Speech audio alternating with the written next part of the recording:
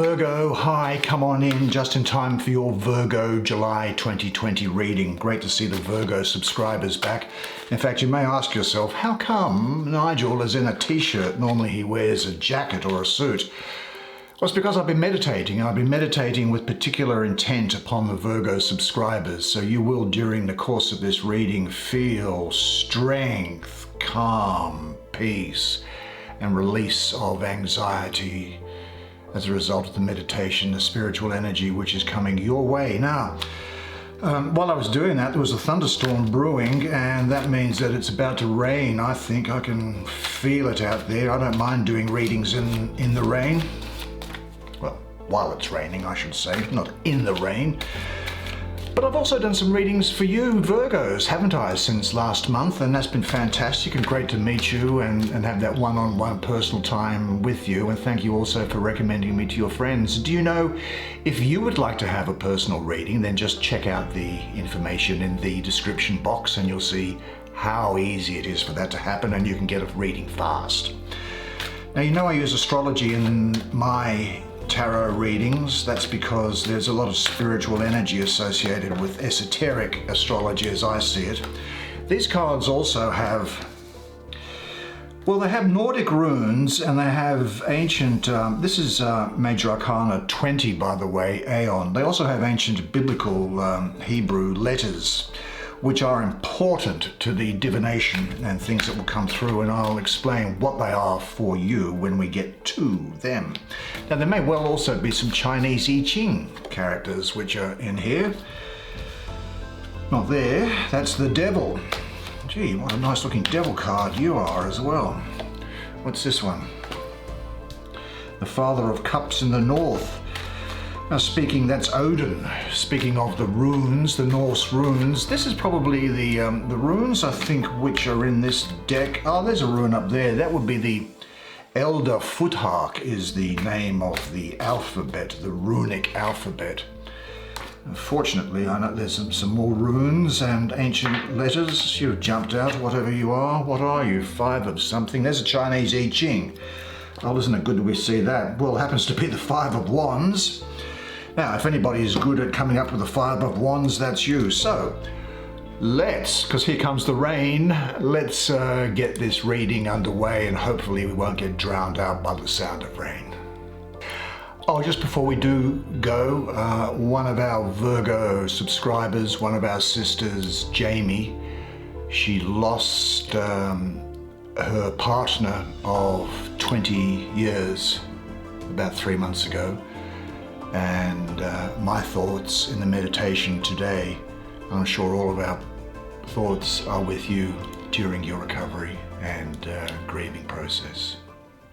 Right, what a fascinating set of cards you have. I'm going to deal with this one first, which is the 5 of Wands. Let's have a look at it closely. There's a Chinese I Ching there, which I'll deal with in just a second.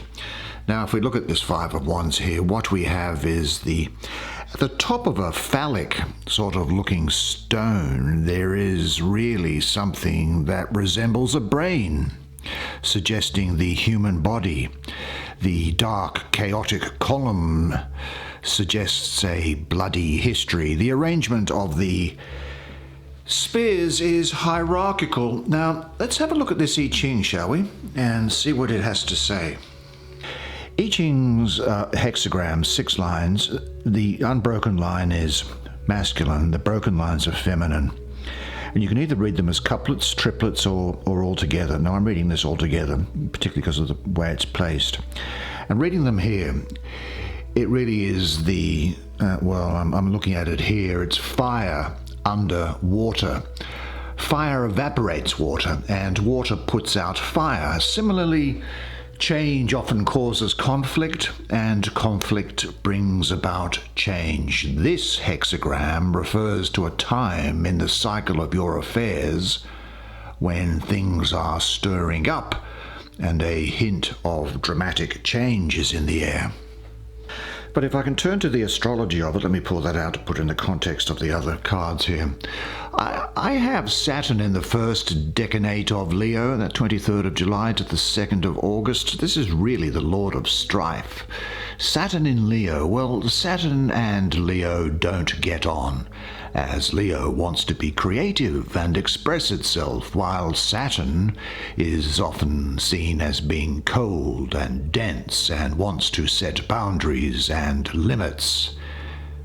Now, Leo here is a fire sign in a fire suit, the suit of wands being fire, and added to it here is the energy of Mars, which I find associated with the numerology mystically of the planet of the number 5.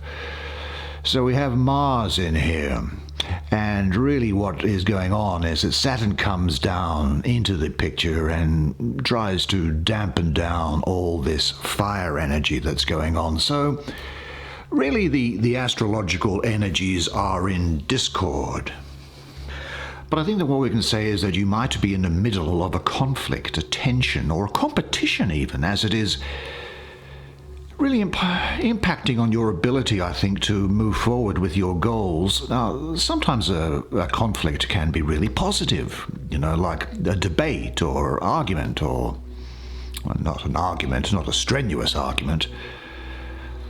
But this can, I think, here also point to competition with people who have similar qualities and experiences as you do, and in which event you may not have had to face the fire of competition before, but now you will learn what it means. They may have the same looks, the same type of personality, the same abilities, the same background. There is an angel that's associated with this energy, and that is the angel Jerethel. And there is from the book of Psalms, I'm pretty sure it's Psalms 140 verse 2, says, "Rescue me, O Lord, from evil men, save me from the lawless." Well, if you contemplate that, it will remove the dark force's presence from your earnings and its destructive influence from your life. The light is now your silent partner, and you will be surrounded by protection. And I get a great degree of protection of you during this period around here. What insurmountable obstacles seem to stand between you and the realization of your goals?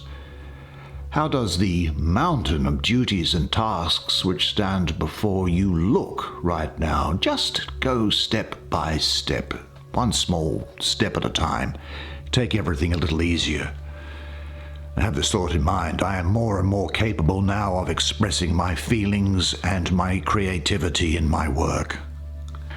Well, let's go from there to the diametrically opposed side of the spread and have a look at this card here, which is the Aeon.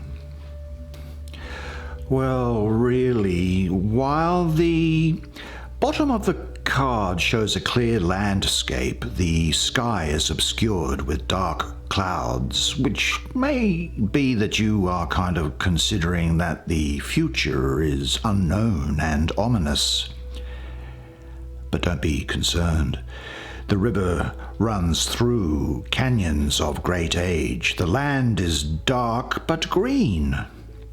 Now on the left here is a tree which looks like it has been destroyed by a storm. Yeah. And on the right-hand side we have shadows.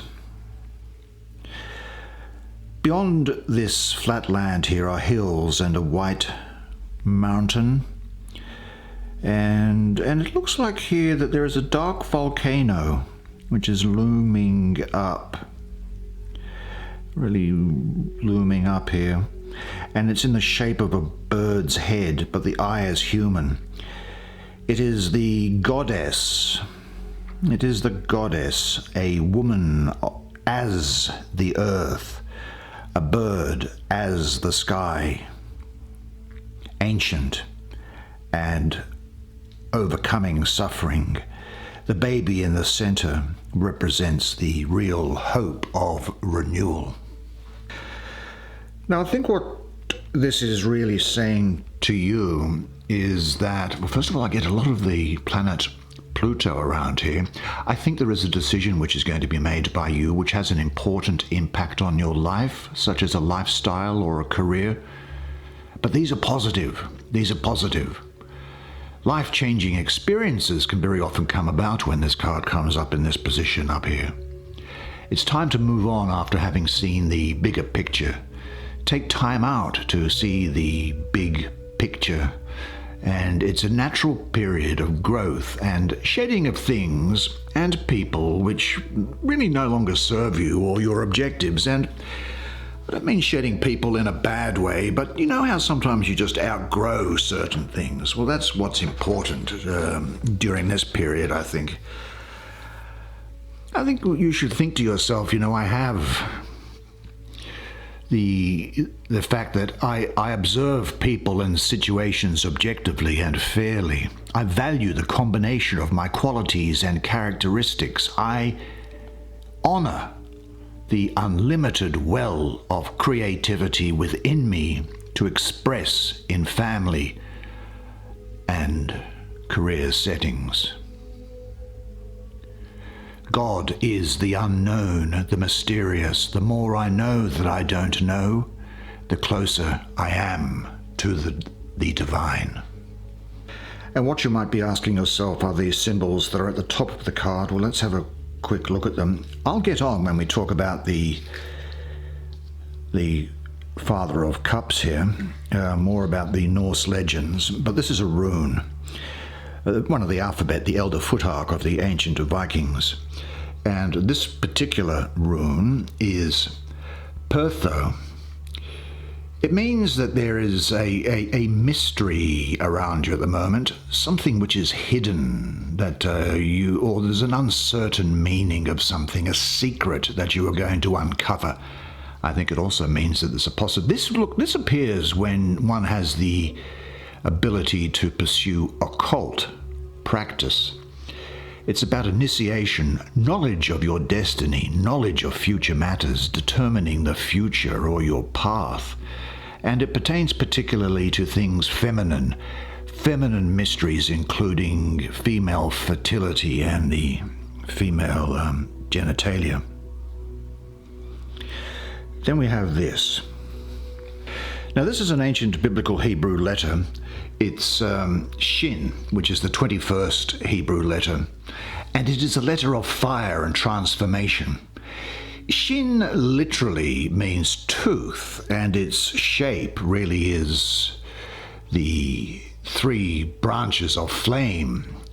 There are three pillars in the tree of life, reaching high like flames, purifying and changing the condition of your life, teaching you to become aligned with the whole of creation.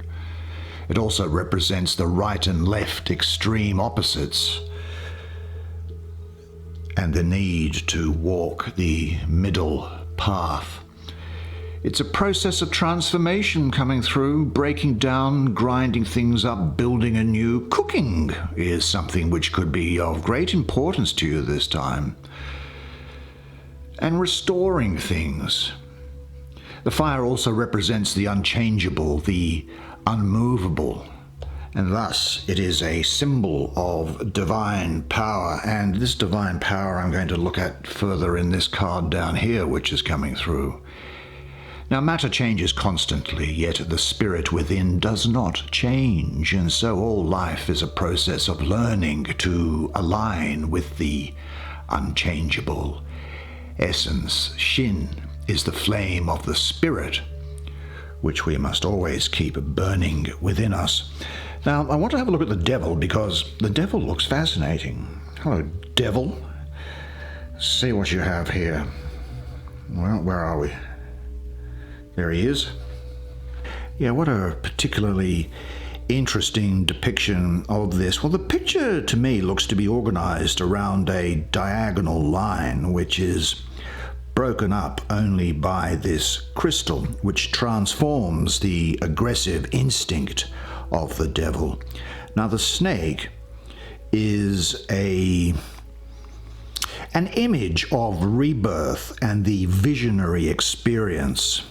The devil has 3 horns. Yep, 3 horns. And he has 3 eyes. And he wears like a crown, doesn't he, which is made out of stone.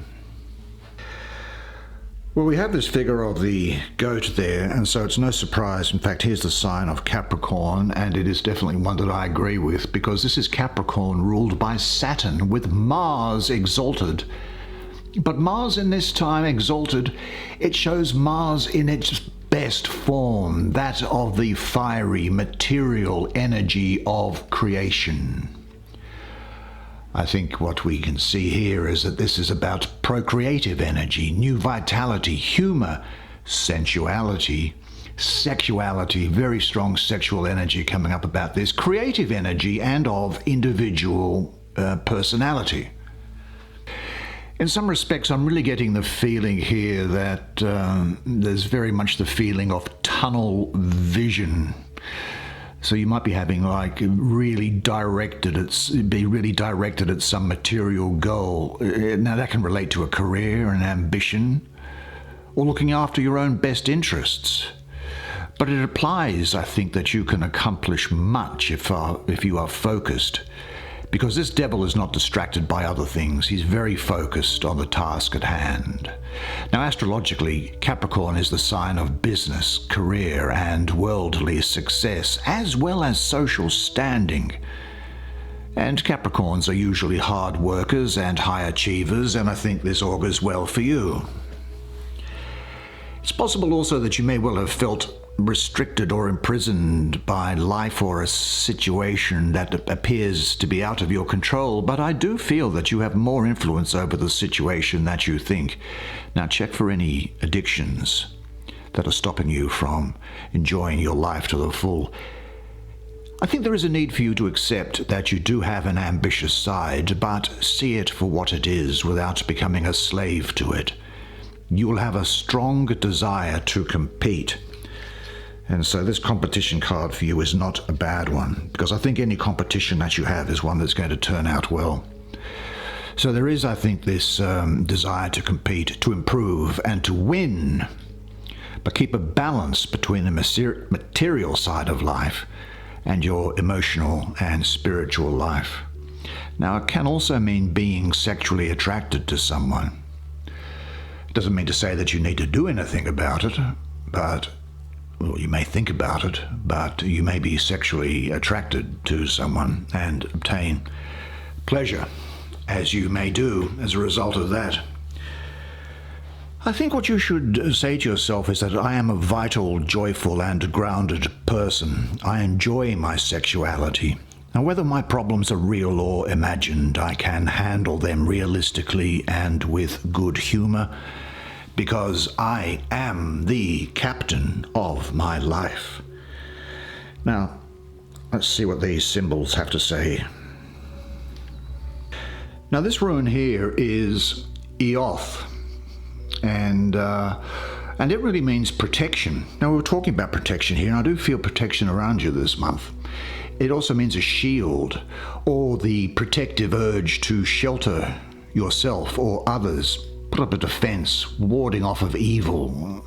There's a connection with God, an awakening, a higher life, and this energy can be used to channel your energies appropriately, provided you follow your instincts. It can also refer to making sure that you hold on to success and maintain a position that you have won, really, or that you have earned. Now, this symbol here, another of those biblical letters, this is Ayin, the 16th letter of the Hebrew alphabet, and it means I. And therefore, I think this has to do with vision and bringing forth lights that are hidden.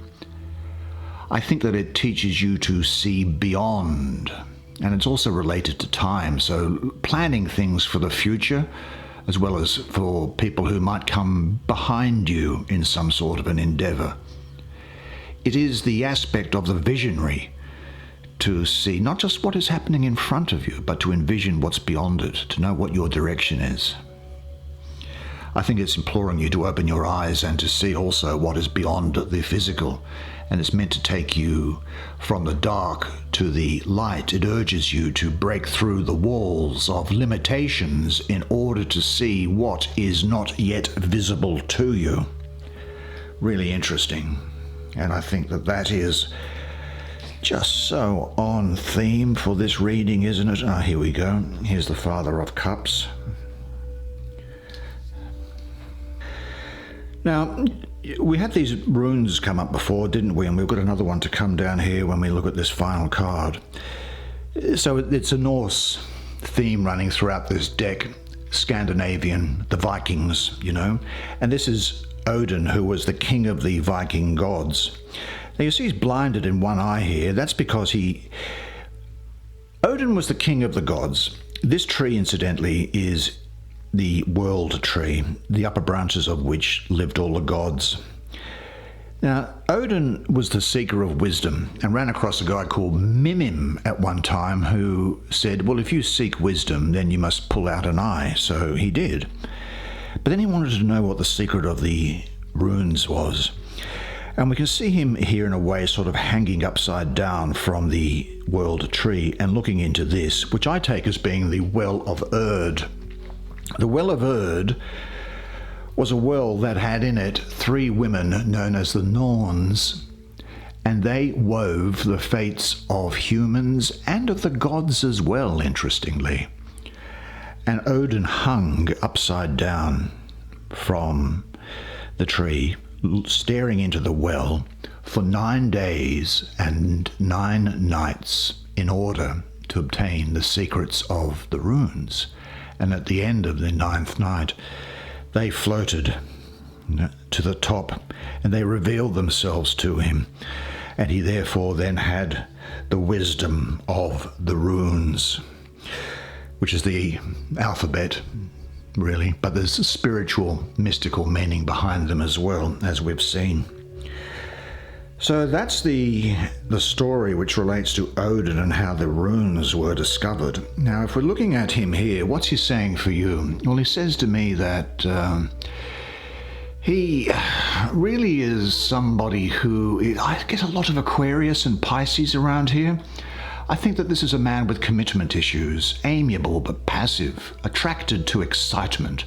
Someone who can have an unsustainable enthusiasm, someone who is sensitive but really quite shallow, someone who doesn't hang around long. So he's not about fighting anybody for anything else. I think what can also be said about him is that at best you can be loving and generous and supportive and tender, can be capable of quite high spiritual achievement, but it's someone who's not in your life for very long. The other thing, now these can also be women. The court cards are interchangeable as to gender.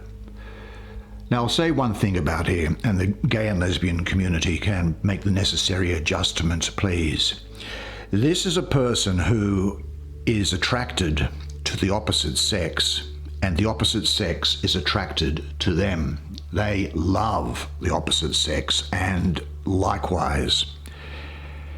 This is a person ruled by the emotions and who's not very practical, and they will often try to flatter a partner rather than pick up their share of the expenses. They're often intensely insecure, I think, this person, and needs constant reassurance. And at worst, they're unfaithful, fickle, shallow, highly emotional, and unreliable. Now let me get to his bad points.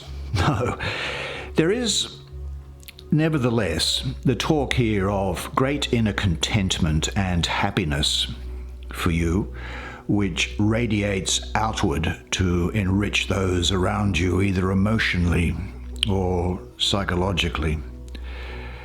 It could also be the case that you might find that you are a little bit uncertain of yourself and feel that you can't get what you want in love and relationships. There's periods of self-doubt where you often need, or you may need, reassurance from other people, and that's not something to be concerned about. But I also think that this might be a time when you're going through something of a respite from a more active life. I suppose you need to ask yourself the question, how can the interchange in your relationships be enriched? And say to yourself, I now am finding the contact that I now need. Let's have a look at the star and see what it is she has to say for you at the present time. Well, the star. I think here what we do, if we look at this, there is a woman at the bottom of a bare rocky hill where a stream of water splashes into a pool. She is washing her hair, an act of unity with the earth. Her hair blends into the water. Now her dress suggests age. She is Gaia, the mother of life. No flowers or trees grow, there are only water and rocks. Oh, they are really Earth's oldest forms. Above her is a cluster of stars, 7 small ones and 1 large double star. Now, I think if we look to see her here, I get Saturn ruling Aquarius with Neptune exalted. Now, Aquarius is all about individual and uniqueness and has an overall humanitarian outlook, I think. Well, the star shares these qualities in that it is trying to remind you about the divinity and the uniqueness within you while encouraging you to be a conduit for bringing down your highest potential. This is about trust in yourself, connection to universal intelligence, hope, happiness, opportunities, optimism, a cosmic blessing coming your way. You'll be fulfilled and inspired by life, and a reminder to follow your dreams. And that is to follow also those dreams which give you the most inspiration. I think be open to love and trust creation and what it brings. And it is an encouragement that has been given to you now that although you have had testing times in the past, now is the time to move forward with renewed hope and live an inspired life that you can express yourself fully. Say to yourself, I see what I can be, where it's a benefit to people.